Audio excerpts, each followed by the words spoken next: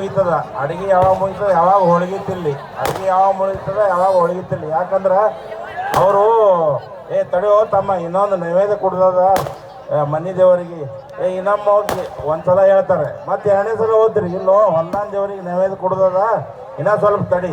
ಹಂಗ ನಿಮ್ಮ ಪರಿಸ್ಥಿತಿ ಆಗ್ಯದ. ಯಾವಾಗ ಇದು ಮುಗೀತದ ಯಾವಾಗ ನಾವು ರಸಮಂದಿರ ಹಾಡುಗಳನ್ನು ಕೇಳಬೇಕಂತ ನಿಮಗೆ ಅನ್ಸೋದು. ಭಾಳ ಟೈಮ್ ತಗೊಳ್ಳೋದಿಲ್ಲ, ಅಡಿಗೆನೂ ಮುಗಿದ, ಈಗ ನೈವೇದ್ಯನು ಎಲ್ಲ ದೇವ್ರಿಗೆ ಕೊಟ್ಟದ್ದಾಗ್ಯದ. ನೋಡ್ರಿ, ಈ ಒಂದು ದೇವರು ಇಲ್ಲದ ಜಗತ್ತು ಇಲ್ಲ, ಆಡು ಮುಟ್ಟದ ಗಿಡ ಇಲ್ಲ, ಸಾವು ಇಲ್ಲದ ಮನೆ ಇಲ್ಲ, ಜಾತ್ರೆಗಳು ಇಲ್ಲದ ಊರುಗಳಿಲ್ಲ.